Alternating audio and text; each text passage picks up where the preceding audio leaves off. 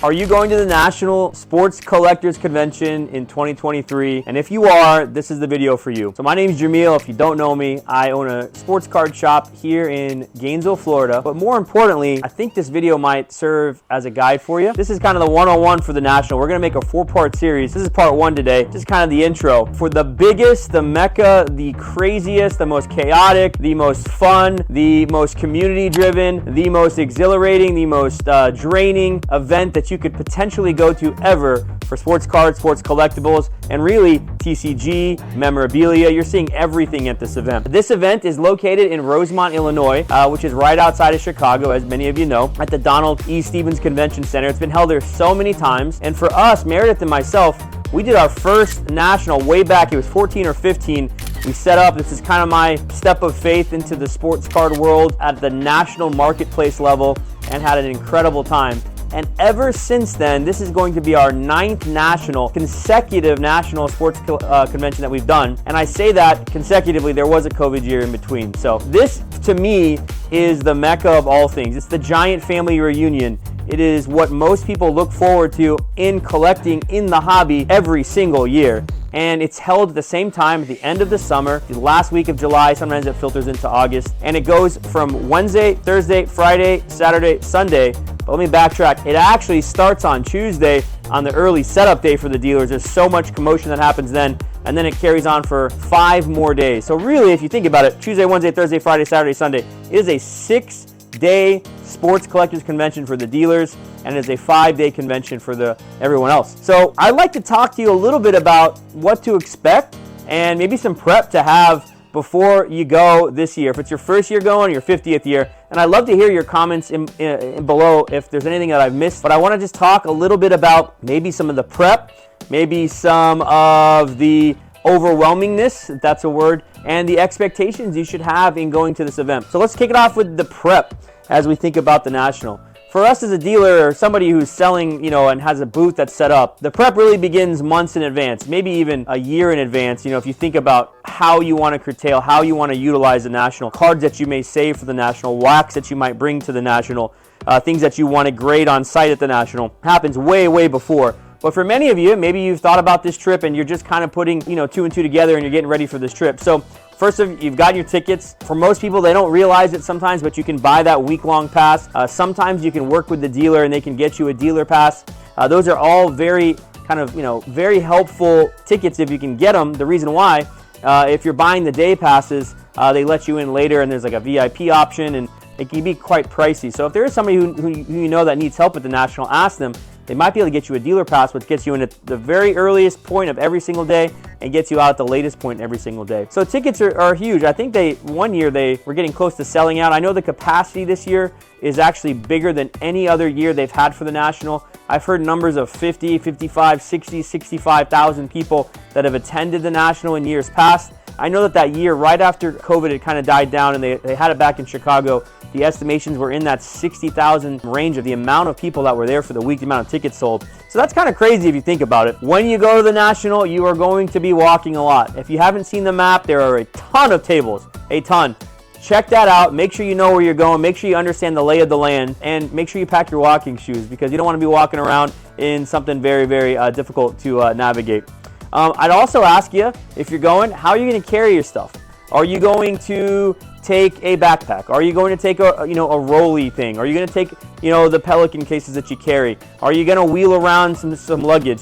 I always find it interesting how people take things at the National from place to place because they're wanting to trade, they're wanting to sell, they're wanting to buy, they're wanting to bring stuff back. So keep that in mind. How are you going to move things around? Of course, that ties into your hotel accommodations. Are you going to be close to the event? Can you be far from the event? Getting Ubers can be very tricky, getting in and out. So you don't want to waste time as you go to this event. You want to maximize the potential that you have. And I kind of think about it, down I-75, cut across the turnpike, you come across the Central Florida, there's a place called Disney World. And at Disney and Universal, any of the theme parks, people, you see it all the time, they gain the most from planning it out. So I would take that map, I would think about the days, I would think about your goals, which is the other thing that no one really talks about, is making goals for the National. So these are some prep things that I think may be helpful to you. I think about it from a perspective of if I was attending just for fun. I think about it from a perspective if I was attending as a dealer. And we'll kind of maybe do something post-National. We'll talk about it from the dealer's perspective. I know I've posted on Blowout before. I know I've posted on different videos on YouTube on this channel. But it's quintessential for you to have a great experience is your prep for the National. So make sure you're following all those notes there. The National is overwhelming. And just like all these little Funkos that are staring at you, it can be kind of overwhelming with all the little people and the large people and skinny people and tall people and everything in between. I want to be politically correct there, at the National. So we're going to have an experience when we go as a group, as a team. But if you're going by yourself or just a couple other friends or folks, you are going to be overwhelmed by the amount of the hobby. It is going to engulf you. It is going to, it's going to swarm you. You're going to be at times when you can't get around. You're going to be stuck in your boots and you're like, how do I even get out of here? I know on Fridays and Saturdays at the National, I remember those being the days when you look around and you just think like, oh my goodness, like I'm stuck here. I can't get out. It's overwhelming. But in saying that, I think that's good to kind of think about, for people who may, you might have a little anxiety, or you might get a little, claustrophobic, or you might be a germaphobe. That's fine. All those things, those are regular things people deal with and have to kind of think about. Be very mindful of that, because you're going to be around a lot of people. If with the masks, being around germs, we all know that as a secondary nature for thinking about that in the back of our minds. There are a ton of people there. So bring your sanitizers, be mindful of others, be polite, but know that people are going to be bumping into you, and you're going to be knocking elbows with a lot of people because there's so many that show up for this event. Another thing that's overwhelming to me is the amount of things that you will see visually. I think this is one of those, they should do some research studies on the National and collectors, because the amount of stimuli that you're visually processing is mentally fatiguing. You will see everything and anything. I mean, there are things that you'll walk by and you're like, I had no idea that existed. You'll see a card in a case that you'll say, I never knew that even surfaced. Or you're going to see some sort of piece of memorabilia or something that you're like, what in the world? Like, I had no idea. And that's what kind of makes the National great, is that you literally, and people have said this to me before, you just see everything. And if there's something you're looking for, if it's a boxing card, if it's, some rare chase parallel that you'd never thought you'd see, those kind of things will surface at the National. Trust me, you will find them. And I've heard so many stories of people just being really invigorated by the fact that they can find it. And there's a cool aspect of the hunt, as you go and you search the National. The website does have a list of vendors, so that'll help you with kind of determining where vendors are. Come see us. We're going to post some graphics as well as where we're going to be at the show. We're going to be right next to Indy Card Exchange, kind of this L, and it's going to be a really cool kind of area to come visit. We're going to have some promotions as well, so make sure you do come find us. And then something I just touched on was the idea of mental fatigue.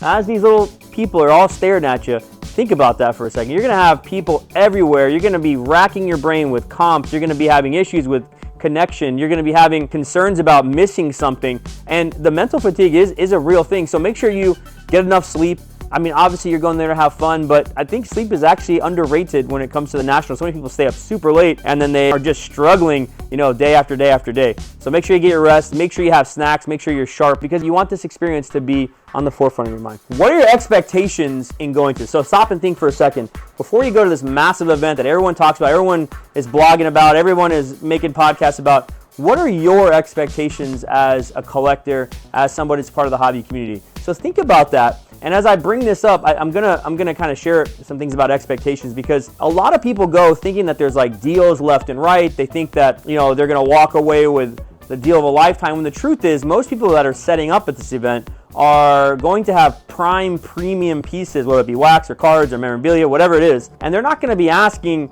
the last eBay comp. Now don't get me wrong, you're going to be able to negotiate, and I'm going to do a whole series on buying. I'm going to do a whole episode on buying, a whole episode on negotiating, and then as well as selling. But I think when you go in, your expectations should be more of the idea of, am I trying to find cards and gain and build my PC, or am I just going as a business person looking to buy and flip? I think that's key. Is you're going to go to have fun, or you're going to go to have business? Can you mix them? Absolutely. But I will say, the more you try and get the business going and you're trying to have fun at the same time, it will clash at the National. So keep that in mind. Bring cash. That's so key. It's so easy to deal with people with cash. I know that there have been years in the past when network connectivity is poor. So people are trying to send Venmo or pay in Venmo or pay in PayPal, send PayPal, do a wire, and if things aren't working, right? And that slows a lot down. And you'd be surprised. There are a lot of, maybe you wouldn't be surprised, but a lot of dealers don't have patience. And that's a problem at the National, is that if you're sitting there and there's a guy with 18 people at his booth and you can't pay him and he doesn't have enough help, he might just say, oh, forget it. And I've heard those stories before. So you don't want that. So try and bring cash if you can. I think Venmo and PayPal are probably the next best things. I mean, you get into Zelle and all these other kind of ways. Cash App, they can be a little tricky. But just remember, everyone always says cash is king. It's such a cliche, but it really does make transacting super easy there. One thing I would encourage you to think about with your expectations of the National are, as you go and you look and you find something that you like, right? And you think it's going to, maybe you go to your card show, you know, in your city, and you know if you go to the card show in the morning and you leave a card there, it's overpriced or it's not, you know, maybe it's rare, but it's not where you want to buy it at. You can come back 2-3 hours later, it'll still be there, maybe get a better deal. That doesn't happen at the National. If you find something rare at the National, especially something you want and you need, I would encourage you on the spot, go for it. Because so many people over the past 8-9 years of us doing this have come back to our booth and they've asked me and they've said, hey, where's that card? Hey, where'd it go? Oh, it was just right there. And I have to look at them and say, I'm sorry you missed it. The person just bought it. And that happens more than you think. So make sure you're focused in your goals and that when you see something that you want, you execute. You don't wait on it. And I'll be honest, don't play games. If you play games with people, dealers can read that very quickly. Just get the card. I think that you'll avoid a lot of headache if you are looking for that. And then just lastly, you know, when it comes to expectations, as you kind of tell yourself, I'm going to see a lot of things, make sure that you understand that, right? As you're walking around and you've kind of, you know, wow, look at this booth, there's amazing things there. Wow, there's amazing things there. You might have just forgot about the amazing things that you just saw. So understand, you know, you should have goals, you should have lists, and then you should kind of plan out what you want to buy when you're, you know, navigating this crazy complex at the Donald E. Stevens Convention Center. So that's my Plug 101 video that I'd encourage you to watch. Hopefully it's helpful. Comment below if you have any questions. I'll try my best to get to them. We're about 12-13 days away from the National, and I'm just really excited to see you guys talk the hobby, do some deals, take some pictures, have some laughs, and our whole team will be there. So we'll make sure to see you guys. We'll post all of our information and where we're going to be. Check out our YouTube channel for the next 2 weeks. We're going to be posting 4-part series. This is part 1 of the National 2023. All right, see you.